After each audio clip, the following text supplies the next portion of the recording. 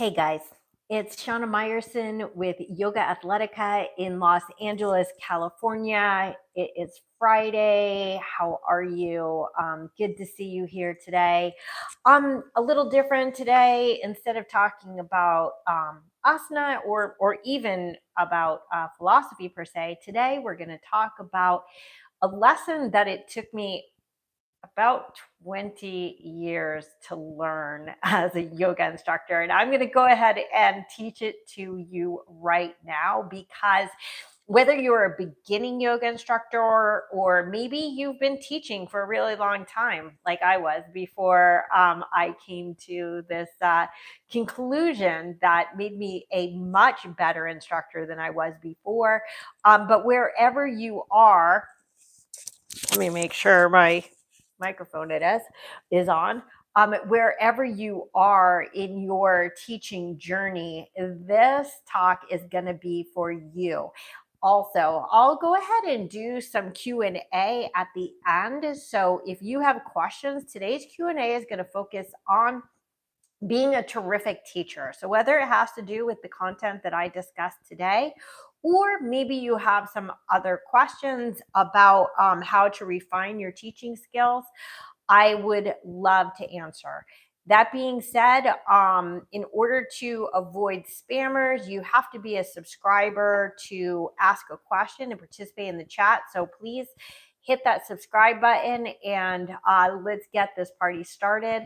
Again, I'm Shana Meyerson with YOGAthletica in Los Angeles, California. And honestly, in order to set up this big lesson, I need to sort of explain a little bit about my teaching journey and how I started, when I started, and sort of the lessons I had to learn along the way. So what I'm about to say, I'm not saying to be immodest, so please don't take it that way.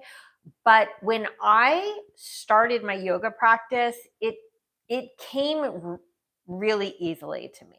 Okay, so I started out in Brian Cass Power Yoga, which was, really long hold, very, very hot, strong practice, sometimes more than 2 hours at a time, which I know in this day and age seems like a lot of time because most people are doing like 50-minute and 1 hour classes. Back in the day, around the turn of the century, an hour and a half class was standard. Brian very often went over 2 hours. And I can tell you that right now in my practice, I go 2 to 2.5 hours every day, usually closer to 2.5 hours. So depending on how serious you are in your practice, 2 hours or more may seem excessive. But I think the more you put in, the more you put out. So that is a big lesson of teaching, but it is not today's lesson. So as I was saying, my the asana practice came quite easily to me, if I'm going to be honest. It took me a few months to get up the nerve to try, for example, a crow pose, but I did get my first crow pose, and I did get my very first pike press into headstand in Shirshasana A in the classical, this position. For example, it didn't take me more than a few tries to get Pincha Mayurasana. Again, I'm not saying this to show off. I just want you to know, because this is very relevant to what I'm going to teach today, that it just wasn't hard for me. Okay, so why am I saying this? Now, first of all, let me backtrack a little bit and say that releasing the ego is the number one lesson of yoga. Hopefully, you do not need 20 years to learn that. That's something that you should know right off the bat. The whole entire practice of yoga is, in fact, predicated on releasing your ego. Okay, so that means not just like not being super proud of your accomplishments on the mat. It's actually that too. But also when we get too tied up in ego, sometimes we get scared to try new things, right? Because if we're afraid of falling or we're afraid of failing, it can actually hold us back from trying, which was what happened with me with my crow pose. I was just afraid to try until I finally let go and said, you know what? Be that as it may, let's see what happens. And lo and behold, it worked. Okay, so why am I bringing all this up?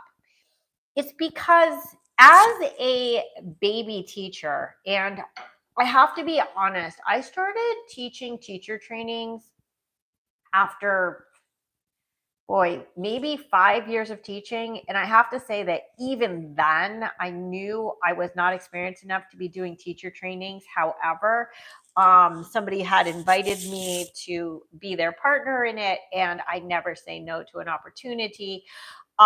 So I would say I was a baby teacher for probably about 10 years, regardless of my proficiency on the mat, because of one big thing.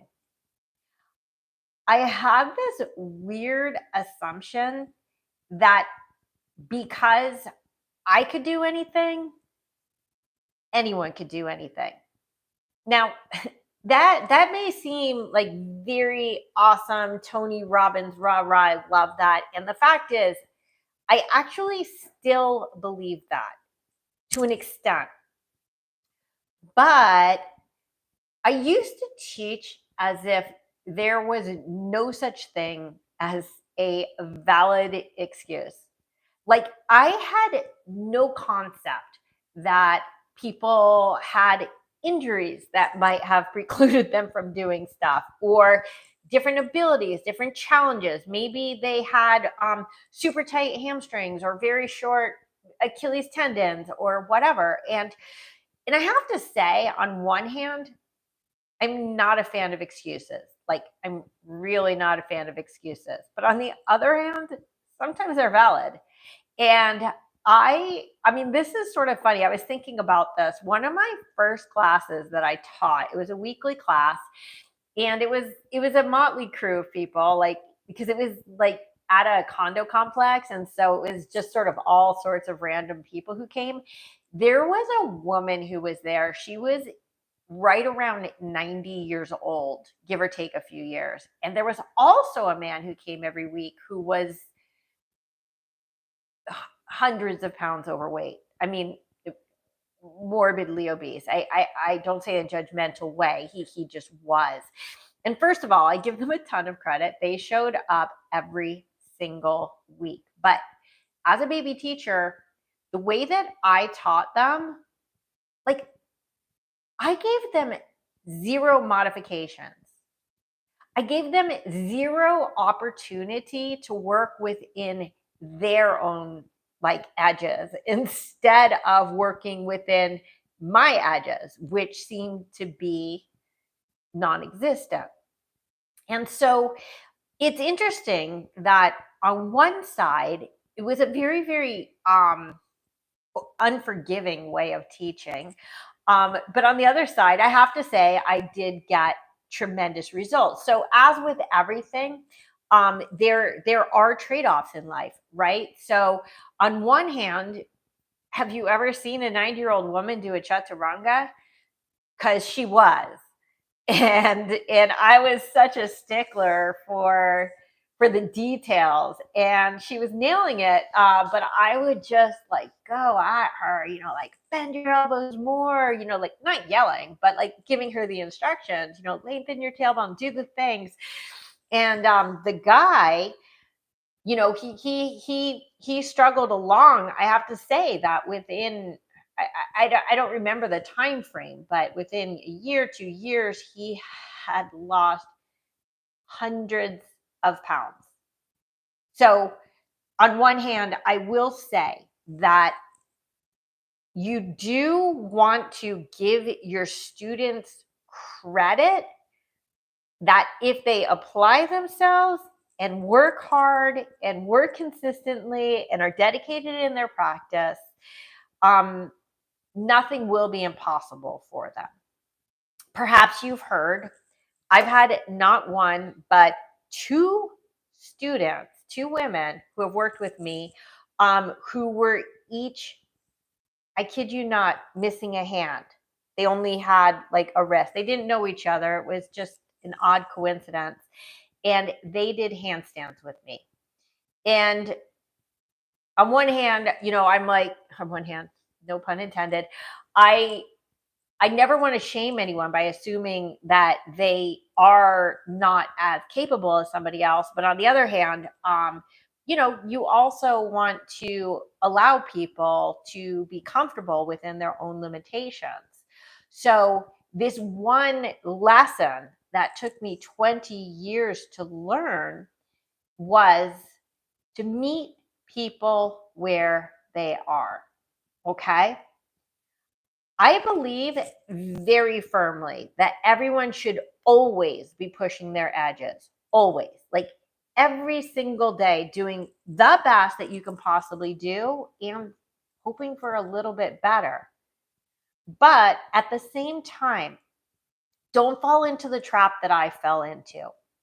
If you are one of these people who is just like exquisite at asana, that it's really, really easy for you to do all the things, and you're on Instagram and you're posting and everyone wants to be just like you, don't forget, everyone isn't just like you. It's funny, I came to this realization how much my practice had changed, my practice as a teacher. Hopefully, that we don't do yoga, we practice yoga. And even as a teacher, like think about it like medical practice, right? It's sort of an imperfect science. You do what you can, and you always need to be growing as a teacher, just as you're always growing as a student.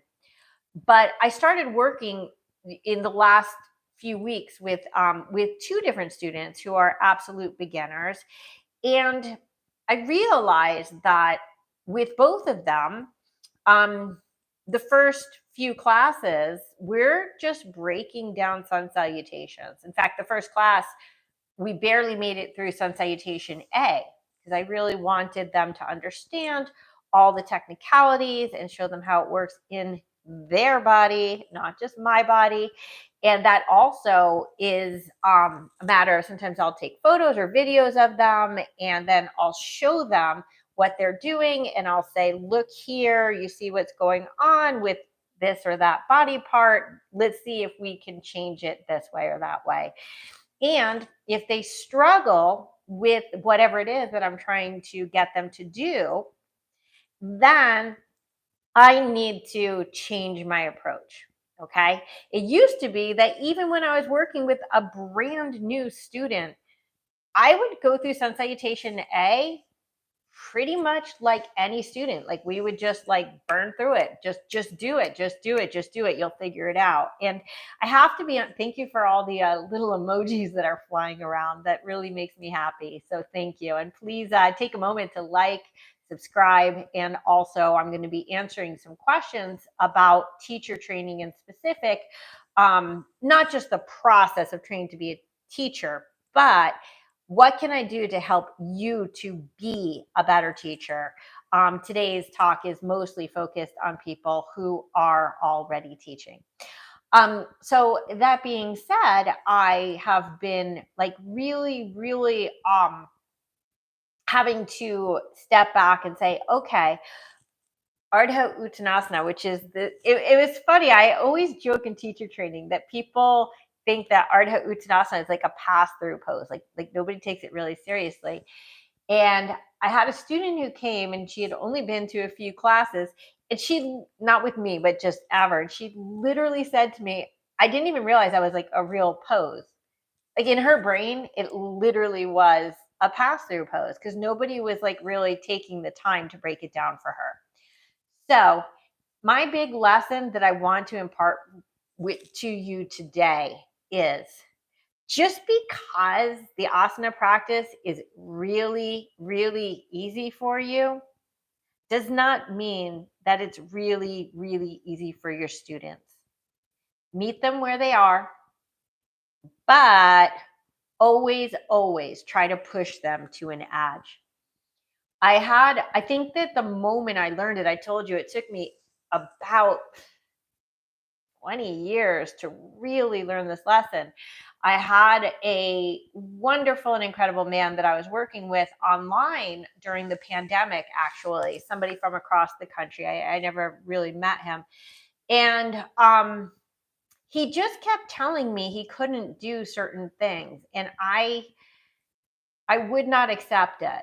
And I kept going, yes, you can. Yes, you can do this. You could do this. I know you could do this. And on one hand, like I felt like I was really um, helping him by believing in him. And I do. I still believe in him and I believe in all my students. But I was actually doing him a disservice because I was too hard on him and I would not listen to him when he said that what I was telling him just was not going to work. So, teachers, here's another lesson. I lost that student. Of course, I lost that student. If I were that student, I don't think I'd want to work with me either. So, this is my lesson of the day: is try to be very, very humble. Understand that your capabilities are not everybody else's capabilities. Try to understand what their challenges are and try to figure out why. Is it because they're tight? Is it because they're injured? Is it because they're scared? Because if you could get to the root cause of what's holding them back, then you can help them to achieve anything. Okay, let's see what our questions are today. If you have questions, please put them in the chat. I do have the chat set to, you have to be a subscriber to chat because I have a lot of problems with spam, as does everybody when I turn on chat. So I want to just have like this little tiny low bar so that anybody who wants to know how can I help you become a better teacher, go ahead and ask in the chat. So for right now, Time Pass Videos, thank you for checking in. Om Namah Shivaya. And what yoga asana is my favorite? Well, I get that question an awful lot. I think that anybody who follows me or has followed me for a long time can probably guess what it is. And it is handstands. I do massive amounts of handstands every day. I think I do 30 handstands, almost each one a different variation during each practice, different transitions and stuff. So, and of course, I have my handstand breakthrough revolution, which is my like, my what do you call it? Not starship. Boy, when you turn 50, you can't even think of words anymore. But it's like my main project. Anybody who wants to learn how to handstand from zero to middle of the room, my handstand breakthrough revolution is the place to go. So yes, handstand is my favorite asana. It's interesting because, as you might know, handstand is not what would be considered like a super classical asana. In fact, handstand was adopted by the yoga world from the gymnastics world in the early 20th century. So only about 100 years ago. If I had to choose, no, I can't even choose. I'm not even going to choose a second one. So that answers that. Does anybody else have any other questions that I can answer to help you become a better teacher? And just so you know, these live sessions stay on my website, on my YouTube channel. So you could always come back to it and leave questions in the comments as well, even if it's not in the live chat. I always reply to every single comment that I get on YouTube. Every once in a while, YouTube does not inform me of new comments for some reason. So If I don't reply, it's because I didn't see it, but I check all day long. I always reply. Does anybody have any other questions that I can answer that will help me help you become an amazing yoga instructor? Going once, going twice. Okay. This is Shana Meyerson with YOGAthletica in Los Angeles, California. I see that some people have sort of come on towards the end or missed a lot of the talk. Just remember, everything is always archived on the site, so you could always come back to see more. Have an amazing day and an awesome weekend. Namaste.